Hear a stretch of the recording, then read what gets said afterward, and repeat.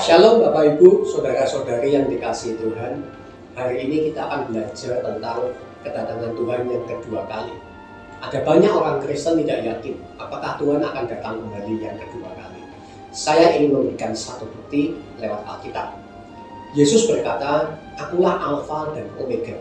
Aku yang mengawali segala-galanya, Dia yang menciptakan, dan Dia juga yang akan mengakhiri perjalanan dunia ini." Tetapi perhatikan bahwa Dia tidak mungkin menjadi Omega kalau Dia tidak pernah mati di kayu salib untuk menebus dosa umat manusia. Kita buka kitab Wahyu pasal 5 ayat yang ke-9. Di sana firman Tuhan berkata, "Dan mereka menyanyikan suatu nyanyian baru, katanya, Engkau layak menerima gulungan kitab ini dan membuka meterai-meterainya.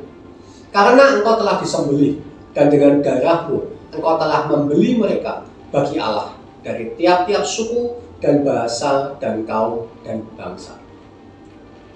Meterai apa yang dibuka? Kalau Anda membaca kitab Wahyu pasal 6, itu adalah meterai pertama dari serangkaian hukuman Tuhan atas dunia ini yang akan terjadi dalam masa sengsara 7 tahun. Jadi saudaraku, Dia akan menjadi Omega, Dia akan menjadi yang terakhir, mengakhiri sejarah perjalanan umat manusia itu dengan menurunkan penghukuman kepada dunia ini.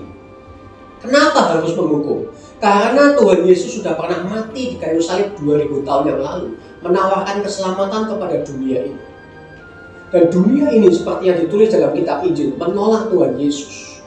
Dia memberi kesempatan kepada dunia ini sebanyak 2000 tahun, tetapi tidak banyak orang mau percaya, menerima Yesus sebagai Tuhan dan Juru Selamat, dan manusia menjadi semakin jahat. Oleh sebab itu Dia akan menghukum dunia ini. Dan karena Dia pernah mati di kayu salib, dan Dia pernah menawarkan keselamatan itu kepada dunia, dan dunia telah menolak Dia, Dia punya hak untuk menghukum dunia.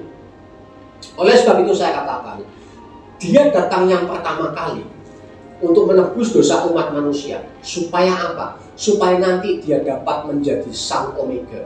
Dia bisa mengakhiri perjalanan hidup umat manusia. Dia bisa menghukum dunia yang jahat ini.